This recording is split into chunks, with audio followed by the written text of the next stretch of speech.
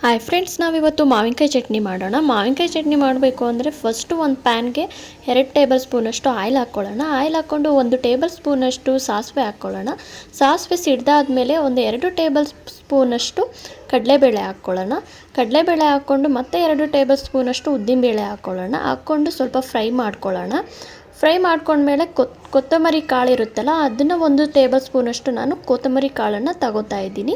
ಹಾಗೆ ಮೆಂತ್ಯ ಕಾಳನ್ನು ಸಹ 1 ಟೇಬಲ್ ಸ್ಪೂನಷ್ಟು ನಾನು ಆ ಎಣ್ಣೆಗೆ ಹಾಕ್ಕೊಂಡು, ಹಾಗೆ 1 ಟೇಬಲ್ ಸ್ಪೂನಷ್ಟು ಜೀರಿಗೆಯನ್ನು ಸಹ ಹಾಕ್ಕೊಂಡು ಎಲ್ಲದನ್ನು ಚೆನ್ನಾಗಿ ಹುರ್ಕೋತಾ ಇದ್ದೀನಿ. ಹುರ್ಕೊಂಡು ಇವಾಗ ನಾನು ಒಣಮೆಣಸಿನ್ಕಾಯನ್ನು ಹಾಕೋತಾ ಇದ್ದೀನಿ. ನೀವು ಖಾರ ನೋಡಿಕೊಂಡು ನಿಮಗೆ ಖಾರಕ್ಕೆ ತಕ್ಕಂತೆ ನೀವು ಮೆಣಸಿನ್ಕಾಯನ್ನು ಹಾಕ್ಕೊಳ್ಳಿ. ಇವಾಗ 10 ಎಸಳಷ್ಟು ನಾನು ಬೆಳ್ಳುಳ್ಳಿಯನ್ನು ಹಾಕೋತಾ ಇದ್ದೀನಿ ಜಜ್ಜಿಬಿಟ್ಟು. ಹಾಗೆ ಬೆಳ್ಳುಳ್ಳಿಯನ್ನು ಹಾಕ್ಕೊಂಡಾದ್ಮೇಲೆ 1 ಹಿಡಿಯಷ್ಟು ನಾವು ಹಸಿ ಕಾಯಿ ತುರಿಯನ್ನು ಇದೇ ಎಣ್ಣೆಗೆ ನಾವು ಹಾಕ್ಕೊಂಡು ಸ್ವಲ್ಪನೇ ಫ್ರೈ ಮಾಡ್ಕೊಳ್ಳೋಣ. ಕಾಯನ್ನು ಸಹ ಇವಾಗ ಫ್ರೈ ಮಾಡ್ಕೊಂಡಾದ್ಮೇಲೆ ಕೊತ್ತಂಬರಿ ಸೊಪ್ಪನ್ನು ಇದಕ್ಕೆ ನಾವು ಸೇರಿಸ್ತಾ ಇದ್ದೀನಿ. ಸೇರಿಸ್ಕೊಂಡು ಮಾವಿನಕಾಯನ್ನು ನಾನು ಮೊದಲೇ ಹೆಚ್ಕೊಂಡಿದ್ದೆ. 1 ಮಾವಿನಕಾಯನ್ನು ನಾನು ಸಣ್ಣದಾಗಿ ಹೆಚ್ಕೊಂಡಿದ್ದೀನಿ. ತುರ್ಕೋಬೇಡಿ, ತುರ್ಕೊಂಡ್ರೆ ಮಾವಿನಕಾಯಿ ಚಟ್ನಿ ಹುಳಿ ಆಗಿಬಿಡುತ್ತೆ.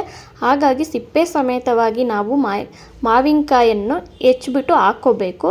ಹೆಚ್ಕೊಂಡು ಇವಾಗ ಫಸ್ಟ್ ನಾವು ಮಾವಿನ ಹೋಳು ಮತ್ತು ಮೆಣಸಿನ್ಕಾಯನ್ನು ನಾವು ರುಬ್ಕೊಳ್ಳೋಣ.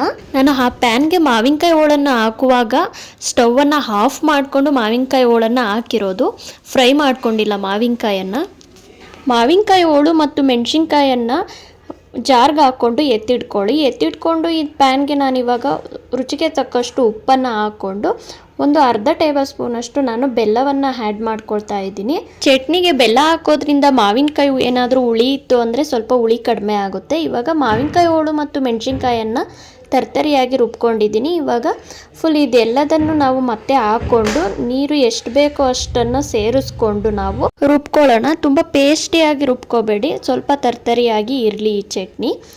ಇವಾಗ ನಾವು ಮುಂಚೆನೇ ಒಗ್ಗರಣೆ ಮಾಡಿರುವಂತಹ ಪ್ಯಾನ್ಗೆ ಮತ್ತೆ 2 ಟೇಬಲ್ ಸ್ಪೂನಷ್ಟು ಆಯಿಲ್ ಹಾಕ್ಕೊಳ್ಳೋಣ.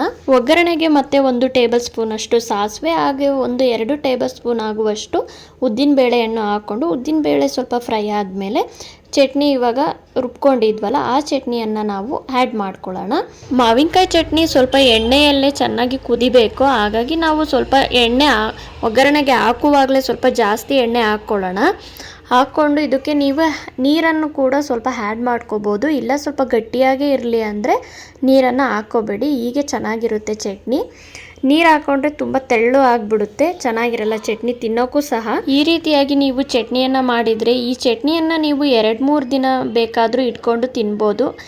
ಏನು ಹಾಳಾಗೋದಿಲ್ಲ ಈ ಚಟ್ನಿ. ಯಾಕೆ ಅಂದರೆ ನಾವು ಫಸ್ಟೇ ನಾವು ಕಾಯಿ ತುರಿಯನ್ನು ಎಲ್ಲ ಫ್ರೈ ಮಾಡ್ಕೊಂಡು ಹಾಕ್ಕೊಂಡಿರೋದ್ರಿಂದ ಚಟ್ನಿ ಏನು ಹಾಳಾಗೋದಿಲ್ಲ, ತುಂಬಾ ಚೆನ್ನಾಗಿರುತ್ತೆ ಚಟ್ನಿ. ಮಾವಿನಕಾಯಿ ಚಟ್ನಿ ಯಾರಿಗಿಷ್ಟ ಆಗಲ್ಲ ಹೇಳಿ, ಎಲ್ರಿಗೂ ಕೂಡ ತುಂಬ ಇಷ್ಟಪಟ್ಟು ತಿಂತಾರೆ. ಚಪಾತಿ, ರೊಟ್ಟಿ ನೀವು ಇಲ್ಲ ಅಂದರೆ ಬಿಸಿ ಅನ್ನದ ಜೊತೆ ನೀವು ಹಾಕ್ಕೊಂಡು ತಿಂತಾ ಇದ್ದರೆ ಸ್ವಲ್ಪ ತುಪ್ಪ ಹಾಕ್ಕೊಂಡು ತುಂಬಾ ಚೆನ್ನಾಗಿರುತ್ತೆ ಚಟ್ನಿ. ಈ ರೆಸಿಪಿ ನಿಮಗೆ ಇಷ್ಟ ಆದರೆ ಪ್ಲೀಸ್ ಸಬ್ಸ್ಕ್ರೈಬ್ ಮಾಡಿ, ಲೈಕ್ ಮಾಡಿ. Thank you. Bye bye.